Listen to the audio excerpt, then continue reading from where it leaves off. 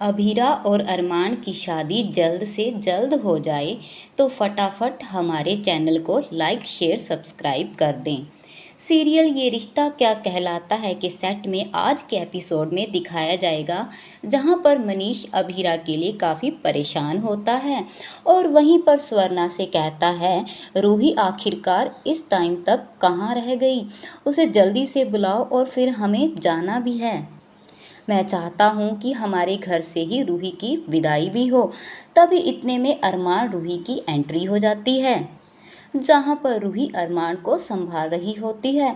अरमान ने काफ़ी ज़्यादा ड्रिंक कर रखी है। मनोज भी वहीं पर आकर उसे संभालने लग जाता है।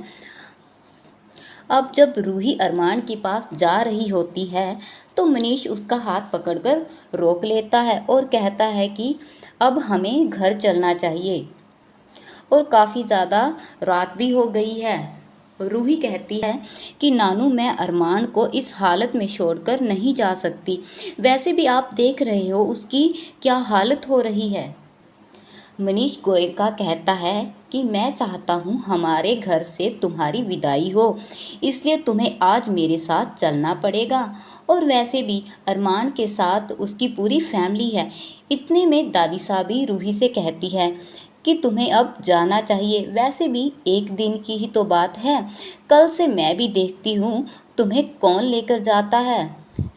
तो दादी सा इनडायरेक्टली मनीष को ताना ही मार रही होती है। तो ये सब सुनकर मनीष स्वर्णा व रूही को लेकर वहाँ से चले जाते हैं और दूसरी ओर अरमान नशे में भी अबीरा का नाम ले रहा होता है। मनोज और कृष के जाने के बाद वह अरमान से कहती है कि आज जो कुछ भी हुआ वह इसके बारे में उससे कल बात करेगी, क्योंकि अभी तुम्हारी हालत बिल्कुल ठीक नहीं है। अरमान एकदम आँख खोलकर उठता है और कहता है, दादी साहब तुम बहुत बड़ी धोखेबाज हो। दादी साहब बिल्कुल भोला सा चेहरा बनाकर कहती है, अरमान ये तुम क्या कह रहे हो, ये क्या बकवास कर रहे हो, तुम किसकी बातों में आकर ये सब बोल रहे हो। अरमान कहता है कि दादी साहब बस कीजिए, आप अपनी बकवास बंद कीजिए। मुझे पूरी सच्चाई पता चल गई है। मैंने आपकी और अभीरा की पूरी बातें सुन ली हैं कि कैसे आपने अभीरा को माँ पापा के नाम पर ब्लैकमेल किया और उसे मजबूर किया कि कोर्ट में जाकर झूठी गवाही दे, जिससे कि हमारा रिश्ता टूट जाए। दादी सा कहती है कि ये लड़की हमारे घर के लिए बिल्कुल भी सही नहीं है। जब से आई है हमारे घर में मुसीबत ही आ रही है और मैंने जो कुछ भी किया है तुम्हारे लिए और पूरी फैमिली के लिए ही किया है। ये सुनकर अरमान भटक जाता है और दादी साहब पर बहुत गुस्सा करता है कि आप दादी साहब बस कीजिए, बंद करो अपनी ये बकवास। वह दादी साहब पर चिल्लाता है और उसे कहता है कि अभीरा एक परफेक्ट बहू थी हमारे घर के लिए, आपको तो अपनी ईगो प्यारी है।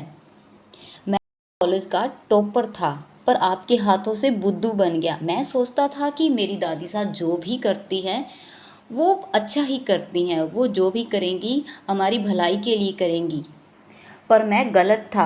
आपने अभीरा को फोर्स किया, उसको ब्लैंक्स चेक भी दिए, माँ पापा के नाम पर ब्लैकमेल किया और उसे कहा कि कोर्ट में जाकर झूठी गवाही दे। कितना पागल था जो उससे इतना गलत बोलता रहा और वो सुनती रही। अरमान दादी सा से कहता है कि चाहे हम कितने भी बड़े घर से या फैमिली से बिलोंग करते हैं, पर दादी सा हमारे दिल बहुत ही छोटे हैं। अभीरा मुझसे सच्चा प्यार करती है पर मैंने कभी भी उसके प्यार को नहीं समझा और उसने मेरा हर कदम पर साथ दिया, पर मैंने उसका कभी साथ नहीं दिया। उसे इतना भी नहीं समझ पाया कि वो सही है या गलत है। अरमान दादी साहब को कहता है कि दादी साहब मैंने आप पर आंख बंद करके भरोसा किया था, आपको अपना आइडियल मानता था, पर आपने तो मेरी ज़िंदगी ही तबाह कर दी। अबीरा जब घर से भी चली गई पर हमने तब भी उसका पीछा नहीं छोड़ा। जब उसने जॉब ढूंढनी थी तो फूफा सा ने जॉब भी नहीं लेने दी उसे। दादी सा कहती है कि हमने फूफा से इसके बारे में बात कर ली है और तुम्हें इसके बारे में टेंशन लेने की ज़रूरत नहीं है। अरमान चला जाता है फ्लैशबैक में और वो पुरानी बातों को याद करता है कि वह कैसे पूरी फैमिली से अभीरा के लिए लड़ जाता था। अरमान खुद से भी ये सवाल पूछता है कि क्या उसे वाकई अभीरा से प्यार है, क्या वो अभीरा से प्यार करने लगा है। तो दोस्तों आप कमेंट बॉक्स में बता सकते हैं कि क्या अरमान सच में अभीरा से प्यार करता है या फिर उसे अपनी जिम्मेदारी समझता है। तो आप कमेंट करके ज़रूर बताएं। और दूसरी तरफ हमारी अभीरा घर से जाने के लिए तैयार हो रही है और वो आखिरी बार भगवान से प्रेयर कर रही है कि इस शहर ने मुझे काफ़ी कुछ दिया है और मेरे से काफ़ी कुछ छीन भी लिया है। इसलिए अब मैं चाहती हूँ कि मैं हमेशा हमेशा के लिए मसूरी चली जाऊँ। वैसे भी इस शहर में मेरा बचा ही क्या है, अब इस शहर में मेरा कुछ भी नहीं रहा है। और वहीं दूसरी ओर रूही के हाथों से चूड़ियों का बॉक्स टूट जाता है, जिसे देख स्वर्णा, सुरेखा और मनीष जी काफ़ी परेशान होते हैं और उससे बोलते हैं कि बेटा तुम ठीक तो हो, ये सब क्या हुआ, ये कैसे हुआ। और इतने में स्वर्णा बोलती है कि तुम्हारे हाथ से ये बॉक्स कैसे टूट गया, तुम्हें पता है ना कि कांच का टूटना अपशगुन माना जाता है। रूही कहती है कि मुझे ऐसे लग रहा है कि जैसे कुछ गलत होने वाला है। तो ये सुनकर मनीष जी भी परेशान हो जाते हैं कि रूही तुम्हें पता है ना कि तुम अरमान से शादी कर रही हो, जबकि अरमान अभीरा से प्यार करता है, तुमसे प्यार नहीं करता है। हमें ये तो पता है कि तुम अरमान से प्यार करती हो, पर हमने आज तक ये नहीं देखा है कि क्या अरमान भी तुमसे प्यार करते हैं। अभीरा ये बहुत गलत हो रहा है, तुम ये शादी मत करो, अभी भी समझ जाओ, क्योंकि जो आने वाला वक्त है ना वो बहुत ही ज़्यादा बुरा भी हो सकता है, तुम उस सिचुएशन को सहन नहीं कर पाओगी।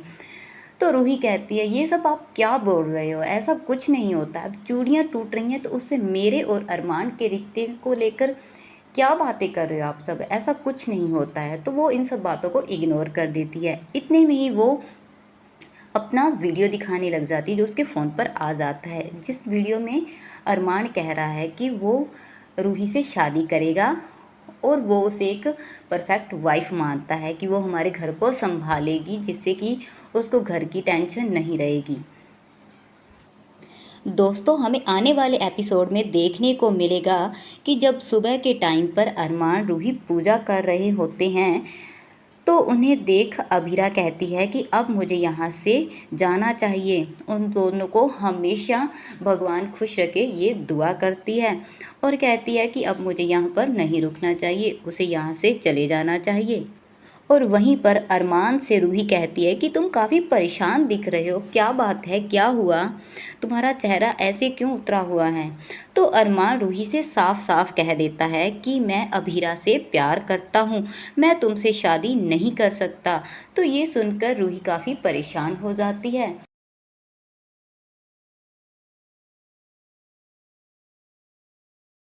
तो अगर आप हमारे चैनल पर नए हैं तो आप लाइक शेयर सब्सक्राइब